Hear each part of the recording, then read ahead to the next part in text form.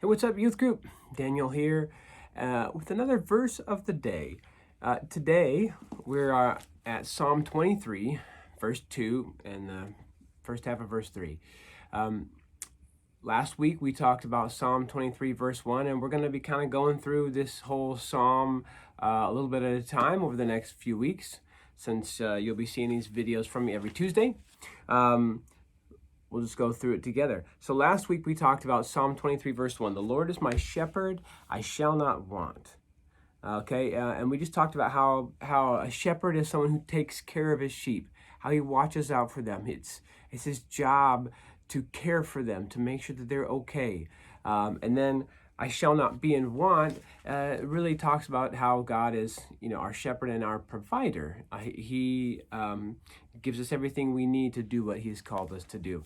So that was last week. Today we go to verse 2, and here's verse 2 and the first half of verse 3. He makes me lie down in green pastures. He leads me beside quiet waters. He restores my soul.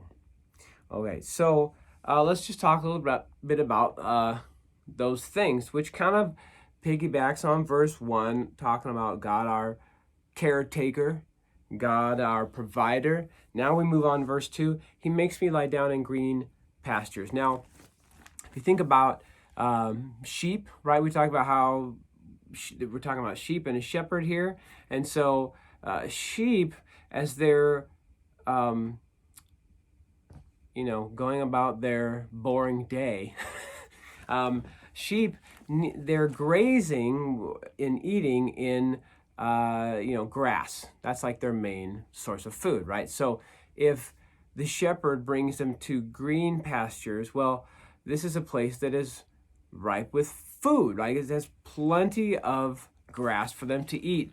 Now, a herd of sheep cannot stay in one place for very long, because once all the sheep eat up all the grass, well, then there's no more food. But the sheep will keep eating the grass all the way down till it's dirt, or they'll try and pull the grass right out of the dirt. If that happens, the grass cannot keep growing, right? So if you kept the sheep in one area, they literally would just kind of destroy the whole grass and all of that was growing there. They would eat all of it.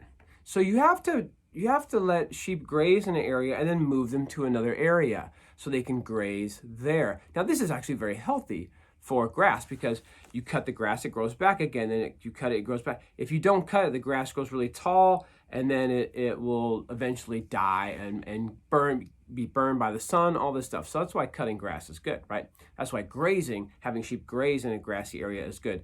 Well, so to be a shepherd and have sheep, you'd have to have them graze in an area, then move them all to another area to graze for a while, then move them to another location, and then that once the grass is grown back, you can bring them back over here to graze again.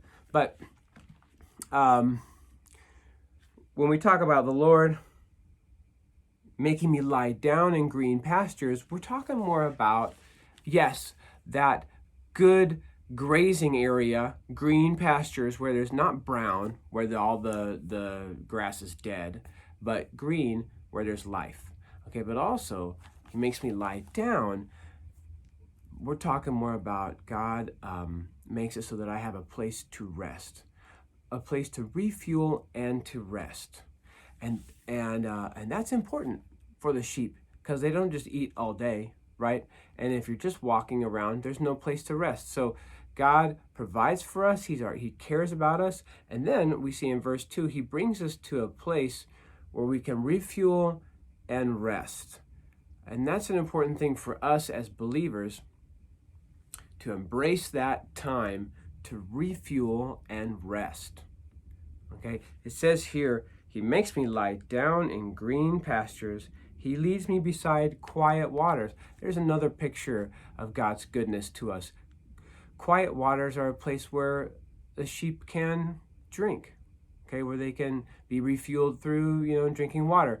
Now, it says quiet waters. So you think about what's not quiet waters? Well, a place where there was like rapids rushing, or even a stream that was moving really quickly. You have to remember that sheep aren't super agile. They're not like, a dog that if, it was playing around in the water can swim and jump and, could get out if it fell in the water. If there was rapids rushing in a river and a sheep went down there to drink and fell in the river, it would probably die because, sheep can't really swim.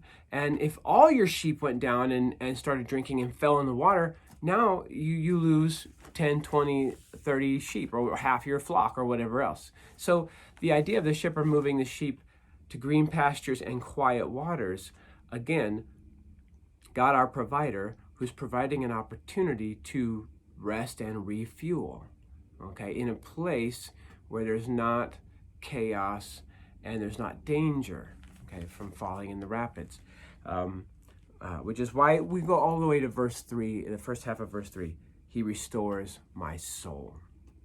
And that really just caps off this thought here about God providing a place to rest and refuel. He restores my soul, okay, which means that the resting and refueling time is God's way to restore our soul, to make us whole again on the inside, not just that outside like thing that makes you temporarily happy. There's some things that we love to do, and you do those things for a little while and you go, oh my gosh, that was so much fun. But you can't do them all the time. You get bored with them. You can't. If you went to Disneyland every day, would it be as fun as the first time you went to Disneyland? No, man, because the first time you go to Disneyland, it's so fun. It's so exciting. All the rides are new. Every experience is new. All the food, everything. Oh, you're waiting in lines and it's so exciting and you're there with your friends and all that stuff.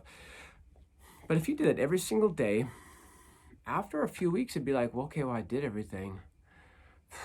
I'm tired of Disneyland, but this is not what God's talking about. He's restoring us from the inside, not that outside temporary thing, but he restores my soul. He puts me at rest from within, like in my heart. All right. So God, the one who provides an opportunity and the place for us to rest and refuel and build us up on the inside. That is verse 2 in the first half of verse 3 today from Psalm 23. All right, have a great day. See you guys next week.